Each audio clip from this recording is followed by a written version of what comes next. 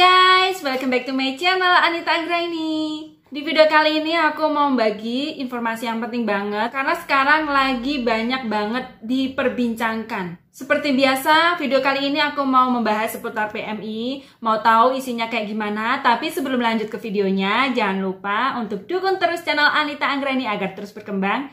Caranya gampang banget, hanya klik tombol subscribe dan jangan lupa di like, di komen, dan di share. Terima kasih guys.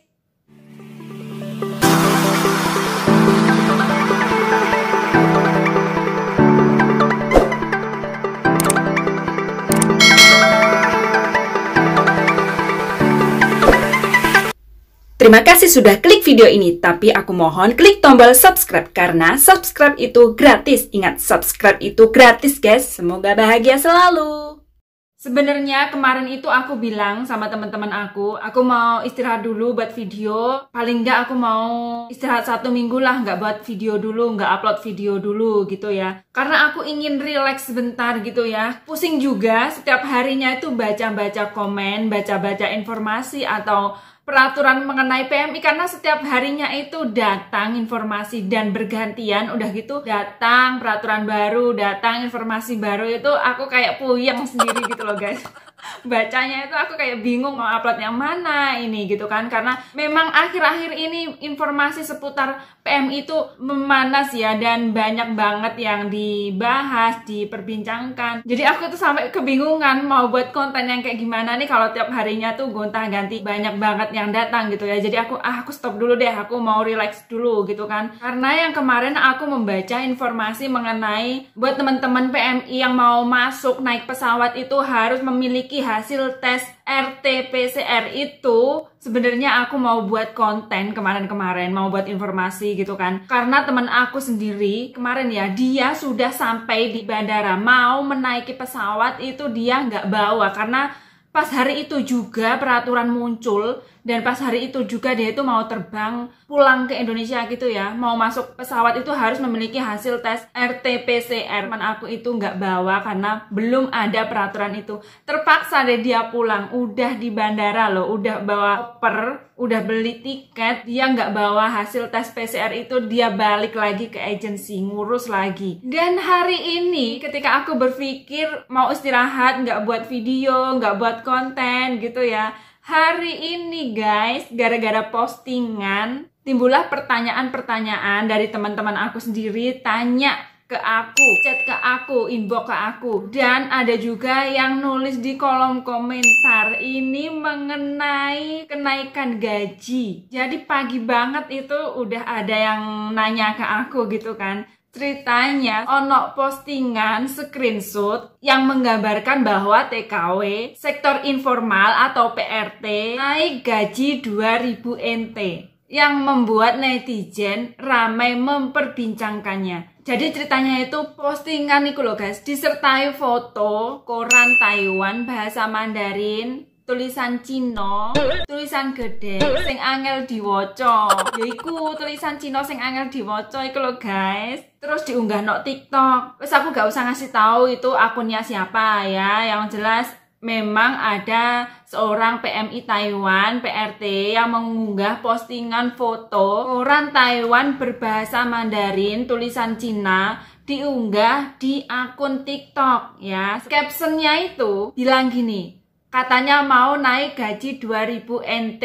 Terus ada gini, buat mbak-mbak PMI yang minggu lalu demo, CC Nimen. Ada ya, sebenarnya aku tuh ya mau ketawa ya guys. Karena apa? Karena itu koran Taiwan dan tulisan Cina itu nggak semua orang bisa baca, sulit dibaca. Belum tahu berita kebenarannya udah difoto, terus di-up di TikTok, dikasih caption katanya mau naik gaji 2000 NT. Terus ngucapin terima kasih buat teman-teman PMI yang minggu lalu 13 Desember ikut demo gitu kan. Lucu kan? Itu kan belum tahu kebenarannya udah buat postingan seperti itu. Tapi by the way lucu juga ya guys, kemarin itu ya waktu aku buat postingan demo mengenai 13 Desember itu banyak banget netizen yang bilang sing kakean pola, ala wis gak usah aneh-aneh, kerja dapat gaji berapa ya wis diterima. Ada juga kamu itu demo cari masalah, bla bla bla bla.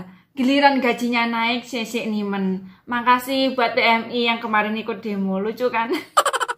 Memang netizen itu lucu sih, tapi juga bikin gemes.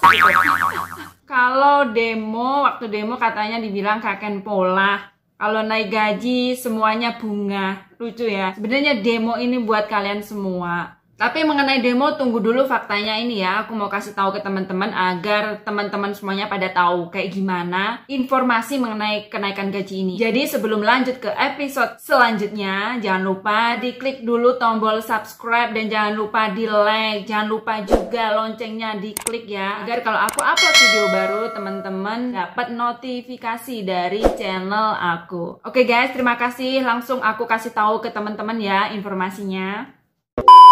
Pagi tadi banyak yang ngechat ke aku, tanya ke aku. Jadi aku langsung cari informasi dari berbagai arah. Aku nyari informasi dan aku tanya ke teman-teman aku yang pernah ikut partisipasi mengenai demo kemarin, mengenai kenaikan gaji. Sebenarnya ini benar apa tidak gitu ya. Fakta dari pemerintah Taiwan, tidak ada informasi kenaikan gaji untuk TKI, khususnya sektor informal. Dan demo yang dilakukan tanggal 13 Desember kemarin adalah tuntutan memasukkan informal dalam RUU, bukan hanya kenaikan gaji saja ya. Selain itu, demo kemarin belum mendapat jawaban pasti dari pemerintah, hanya saja dari MOL memberikan jawaban kalau sistem kerja formal atau pabrik dengan sistem kerja informal atau PRT itu tidak sama. Jadi kalau untuk pabrik itu sistem kerjanya kayak ada waktu jam kerja, jam istirahat, mulai mesin dinyalakan sampai dimatikan itu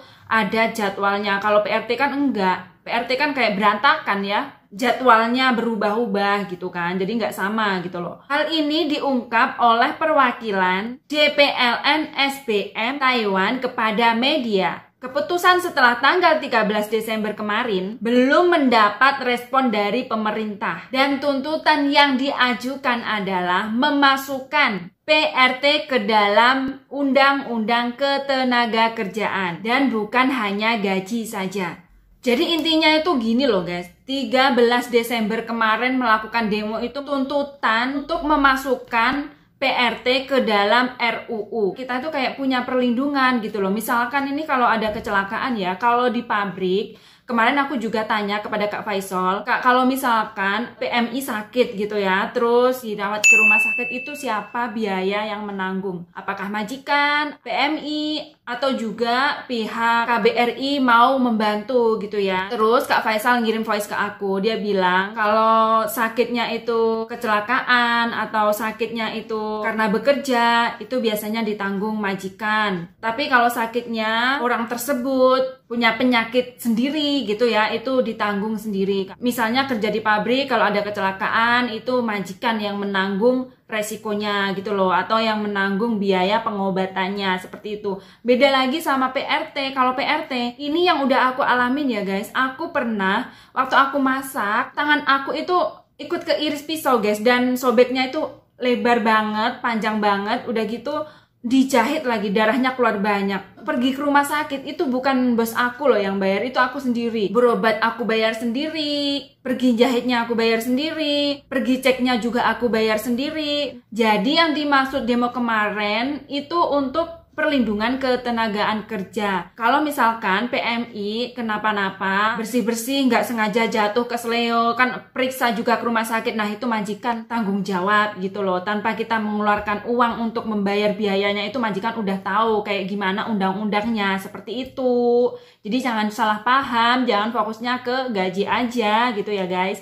Nah, untuk demo kemarin juga membahas tentang jam kerja. Kalau misalkan kita libur dipotong 24 jam gitu ya. Kalau dimasukkan RUU kan lumayan, kita bisa libur 24 jam gitu loh. Hari Minggu libur dipotong gaji 1 hari atau 24 jam. Kadang PRT libur gak sampai 24 jam. Berangkat pagi jam 8, pulang malam jam 8. Itu gak sampai 24 jam kan. Kemungkinan kalau ada demo kemarin dimasukkan ke RUU, kita bisa libur 24 jam sesuai dengan undang-undang gitu loh guys. Jadi sebenarnya demo kemarin itu mencangkup banyak faktor, bukan hanya ke gaji aja gitu ya. Jadi jangan salah paham. Jadi guys, kalau emang ada yang naik gajinya, itu biasanya karena negosiasi antara pekerja dan majikan atau atas kesadaran majikan gitu ya. Misalnya nih seperti aku kemarin, aku mau pulang terus aku nggak boleh sama majikan,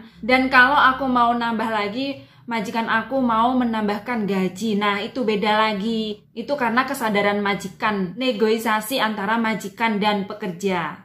Tapi nggak setiap TKW mengalami hal tersebut, jadi tergantung majikannya gitu ya. Untuk gaji PRT tahun 2015 kemarin 15.000 naik menjadi 17.000 NT dolar plus gaji lembur, dan sampai saat ini juga belum ada keputusan untuk naik atau tidaknya, masih belum ada jawaban. Tapi kalau gaji pabrik atau formal itu memang setiap tahunnya itu naik hingga saat ini 23.800 NT dolar, bahkan pada Januari 2021 nanti menjadi 24.000 NT dolar gitu loh guys. Jadi informasinya seperti itu, jadi nggak bisa disamakan, dan cara penggajiannya pun juga nggak bisa disamakan antara pabrik sama PRT. Yang bertanya apa benar gaji naik 2.000, Kak, gajinya naik enggak setelah demo kemarin, kayak gimana hasilnya? Nah, aku udah kasih tahu informasinya ya. Dan teman-teman jangan lupa share juga video ini, info ini, agar teman-teman yang lain tahu, dan jangan sampai bilang ke majikan kalau aku tadi pagi menemukan informasi bahwa gaji PRT naik 2.000. Jadi bulan depan laupan nichiasin suekewo.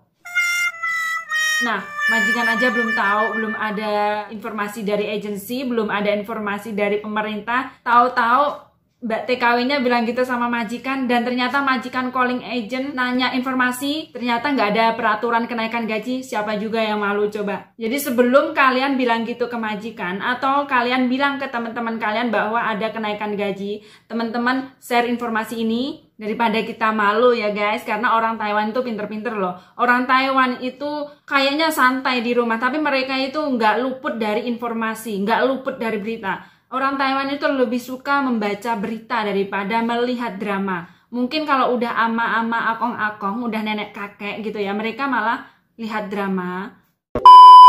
Nah itu tadi guys informasi dari aku, dan buat temen-temen yang tadi sudah bertanya ke aku, udah aku jawab melalui video ini ya. Dan semoga video ini bermanfaat juga buat teman-teman. Dan aku ucapin juga terima kasih buat teman-teman sudah mendukung channel Anita Anggraini. Dan buat teman-teman yang belum dukung channel Anita Anggraini, buruan dukung ya. Caranya gampang banget, hanya klik tombol subscribe dan jangan lupa di like. Tulis komentar kalau ada pertanyaan, saran, dan kritik. Jangan lupa di-share juga ke media sosial kalian.